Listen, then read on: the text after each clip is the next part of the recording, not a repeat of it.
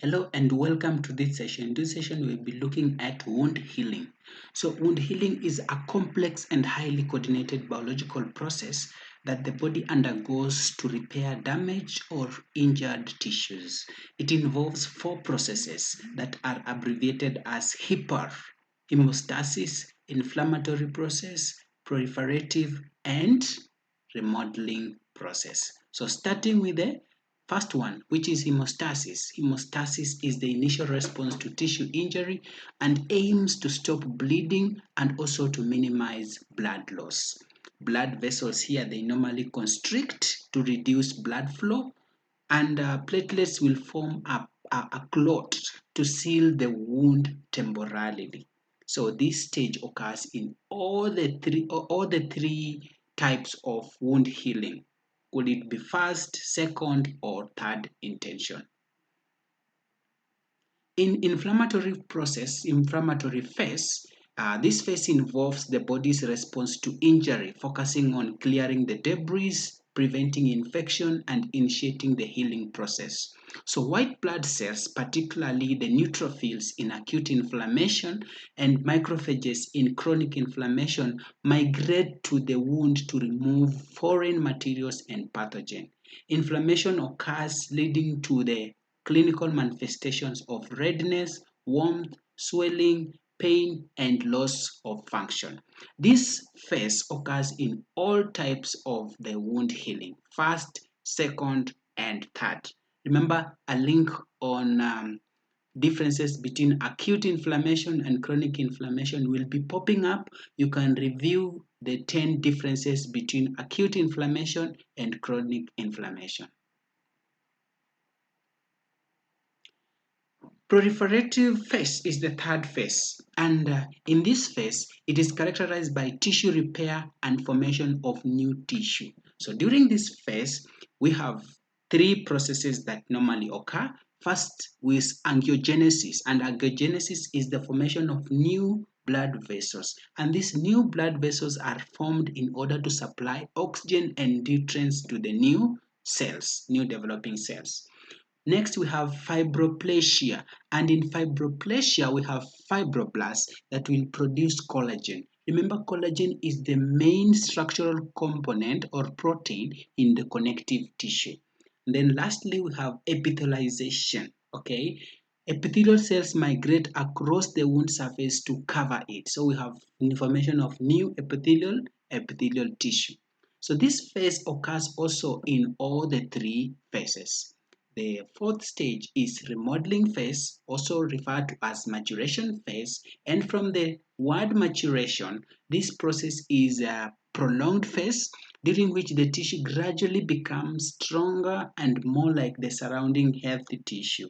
So collagen fibers reorganize and become more organized and durable. So the wound contracts, reducing its size. So we have scar tissue forming, and it may continue to change over time. That's why we're referring it as remodeling phase. So this phase also occurs in all the four or the three types of healing. So in short, we have the hemostasis, where it begins immediately after injury and usually completed within minutes to hours. Inflammatory phase overlaps the hemostasis and lasts approximately 2 to 3 days.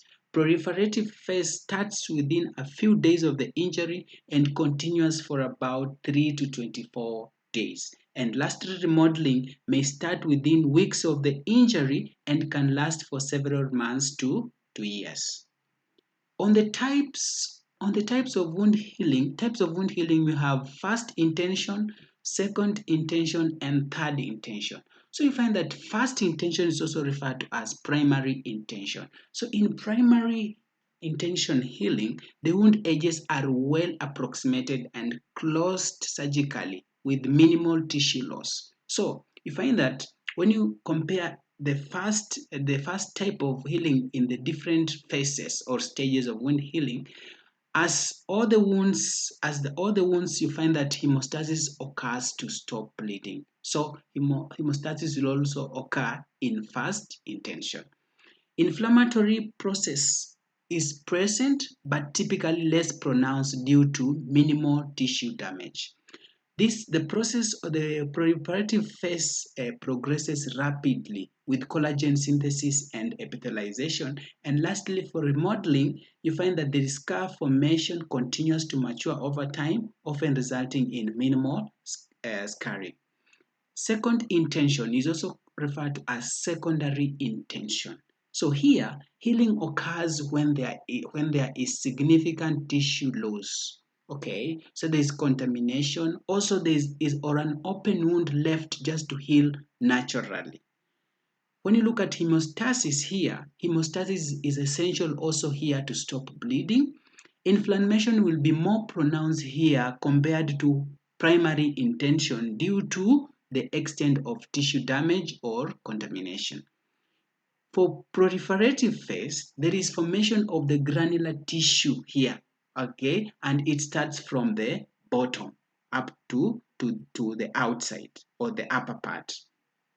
So the phase of remodeling involves a more extended remodeling process, often resulting in more pronounced scarring as compared to the primary intention. As for the third intention or tertiary intention, the third intention healing involves initially leaving an open wound, then allowing it to drain, and later surgically closing it once it meets the criteria for primary intention healing. So we find that here hemostasis is still essential to stop bleeding. As for the inflammatory phase, inflammation occurs initially, followed by potential for decreased inflammation after the surgical closure. The granulation tissue formation and collagen synthesis may occur before or after the surgical procedure. While for the remodeling phase follows a surgical closure, often resulting in scar formation. So in summary, when you look at the type of wound healing and the layer of skin involved and the characteristics, first intention always involves the epidermis and the dermis, where we have minimal tissue loss. We have surgical closure with sutures, staples, or adhesive strips. There is rapid healing with minimal scarring. Okay, so this rapid closure may happen in days to weeks. As for the secondary intention or second intention, it affects the epidermis, dermis, and subcutaneous tissue. So there is significant tissue loss or open wound. So healing from the bottom where we have the granular tissue formation towards the outer side. Then you have longer healing time and more pronounced scarring as compared to the first intention. It may take several weeks to months depending on the amount of the wound and depth involved. Third intention also affects the epidermis, dermis, and subcutaneous tissue. So initially it's left to drain and manage infection or contamination. Then after meeting the criteria for first intention, then it is closed. Okay, it may involve secondary intention, that is granular formation, and primary intention, that is surgical closure. So healing time and scarring depend on the surgical closure that occurs. Okay, so guys, types of wound healing, we have first intention, second intention, and third intention.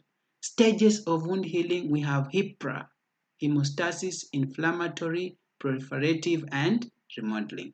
Thank you so much and have a nice time.